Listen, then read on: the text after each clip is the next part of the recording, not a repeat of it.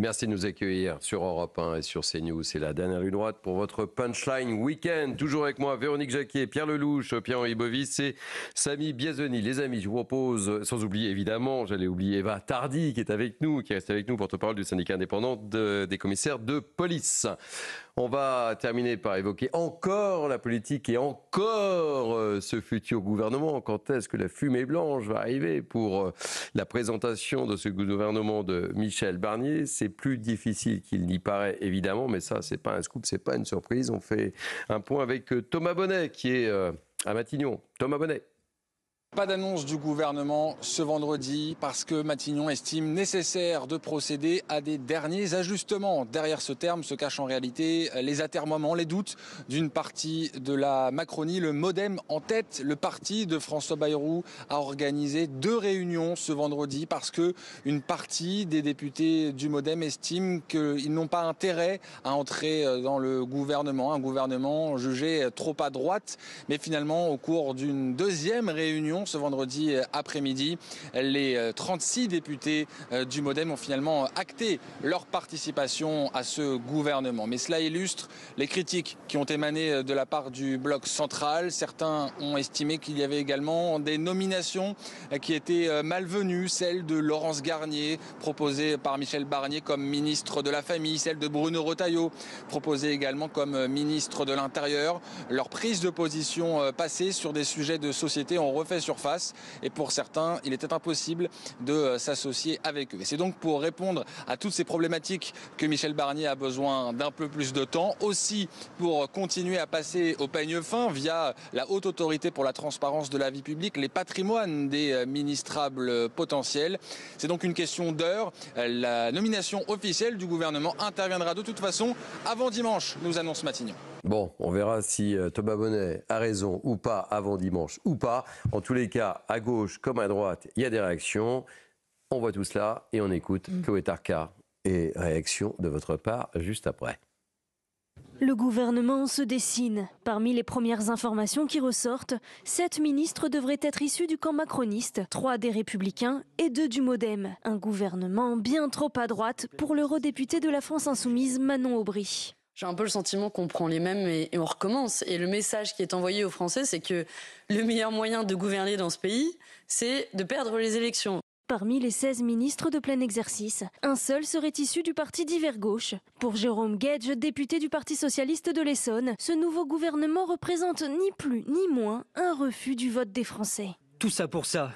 Il y a une inversion du message démocratique. Les gens se demandent à quoi sert le vote. Du côté du vice-président du Rassemblement national et député du Nord, Sébastien Chenu, pas facile de cacher son sentiment de déjà-vu devant ce potentiel gouvernement. Sur le réseau social X, il joue le sarcasme en tweetant « Vous reprendrez bien un peu de ce plat avarié ». Face à ces réactions, Geoffroy Didier, secrétaire général du Parti des Républicains, préfère temporiser. Nous n'avons pas gagné cette élection et nous avançons depuis le début avec une grande humilité. Nous allons tenter de travailler ensemble, ce n'est pas facile. À l'heure actuelle, Michel Barnier n'a pas encore communiqué officiellement la liste de ses ministres. Selon Matignon, l'annonce officielle du gouvernement devrait avoir lieu avant dimanche.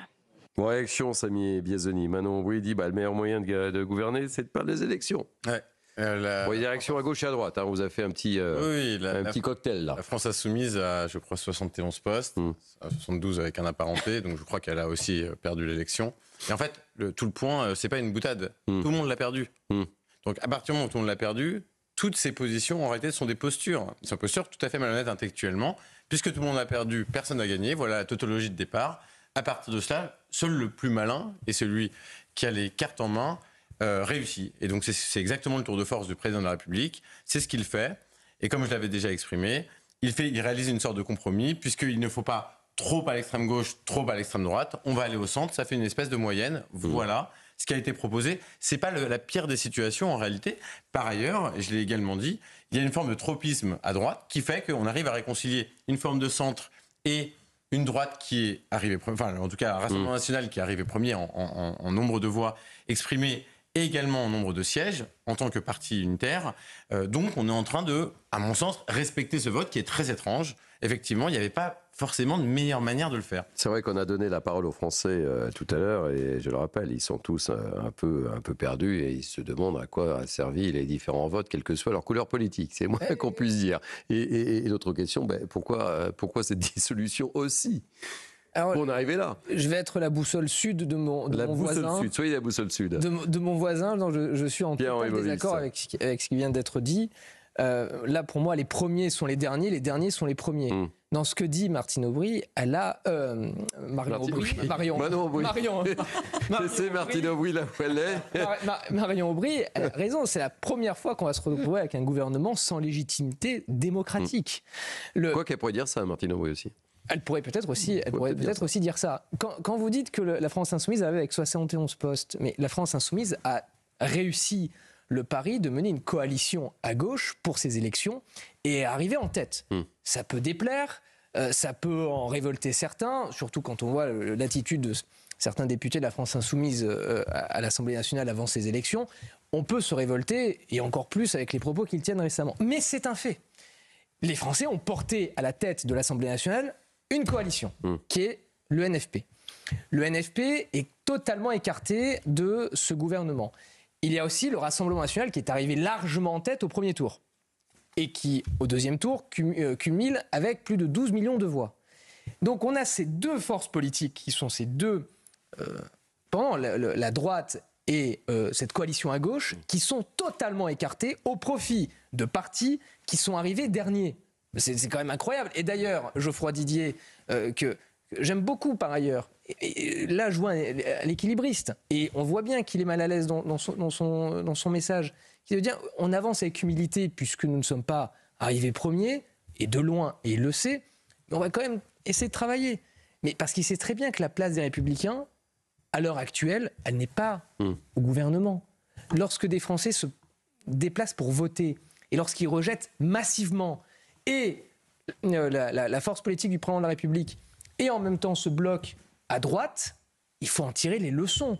Et on note un point, parce qu'il a été beaucoup conspué ces derniers jours. Lorsque Dominique de Villepin dit à la télévision, mais il faut respecter aussi les us et coutumes de la démocratie, enfin de la Ve République, et lorsqu'il y a une force politique... Il l'a dit à la fête de l'humanité. Hein.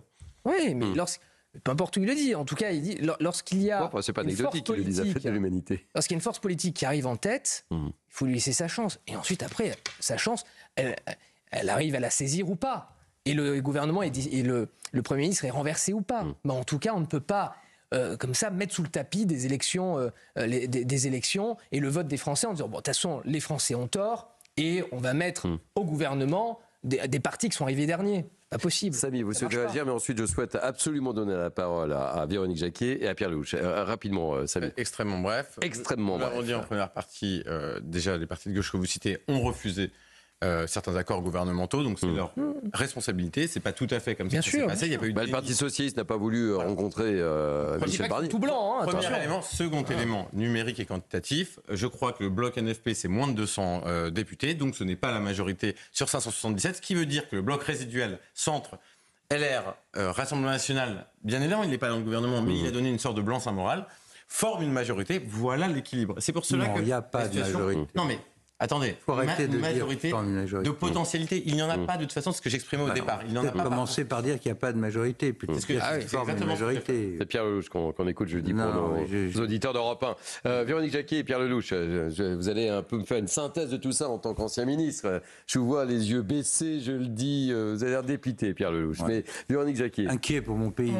Oui, moi aussi je suis très inquiète pour notre pays parce qu'on tord de toute façon le bras et l'esprit de la Constitution de la Ve République. D'abord parce que peut-être qu'on aurait dû justement laisser la force politique arriver en tête, constituer un gouvernement, donc la gauche, et puis motion de censure, et puis ce gouvernement n'aurait pas duré longtemps, et il ne serait plus dans la posture aujourd'hui de jouer les victimes et de réclamer quoi que ce soit.